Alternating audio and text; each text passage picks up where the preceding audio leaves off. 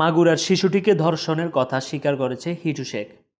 মাগুরার ৮ বছরের শিশু আসিয়া ধর্ষণ ও হত্যা মামলার প্রধান আসামি হিটু শেখ আদালতে ১৬৪ ধারার স্বীকারোক্তিমূলক জবানবন্দি দিয়েছে।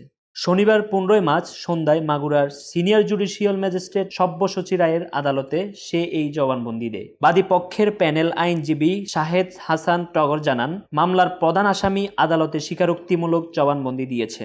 আদালতে বিকাল থেকে সন্ধ্যা পর্যন্ত জবানবন্দিতে তিনি ধর্ষণের কথা স্বীকার করেন। জবানবন্দি প্রদানকালে হিটু শেখ জানান, নির্জন ঘরে একা পেয়ে মেয়েটিকে ধর্ষণ করেন। মাগুরার অতিরিক্ত পুলিশ সুপার মিরাজুল ইসলাম বলেন, বিকেলে মামলার প্রধান আসামি হিটু শেখকে আদালতে হাজির করা হয়। সিনিয়র জুডিশিয়াল ম্যাজিস্ট্রেট আদালতের সন্ধ্যায় শিশু ধর্ষণের কথা স্বীকার করে ১৬৪ ধারার জবানবন্দি প্রদান করেন তিনি আরও বলেন, শিশু ধর্ষণের ঘটনায় হিটু শেখ ও তার ২ ছেলে সজীব, রাতুল ও তার স্ত্রী জাবেদা বেগমের নামে মামলা দায়ের হয়। এই ঘটনায় অন্য ৩ আসামিও রিমান্ডে রয়েছে। গত ৫ মার্চ মাগুরায় বোনের বাড়ি বেড়াতে গিয়ে গভীর রাতে ধর্ষণের শিকার হয় ৮ বছরের শিশুটি। গুরুতর অবস্থায় প্রথমে মাগুরা সদর হসপিটালে ভর্তি করা হয় তাকে। পরে বৃহস্পতিবার রাতে অচেতন অবস্থায় শিশুটিকে ঢাকা মেডিকেল কলেজ হাসপাতালে ভর্তি করা হয়। অবস্থার আরও অবনতি হলে শনিবার ৮ মার্চ বিকেলে শিশুটিকে সম্মিলিত সামরিক হসপিটালে হস্তান্তর করা হয়। সেখানে তার চিকিৎসা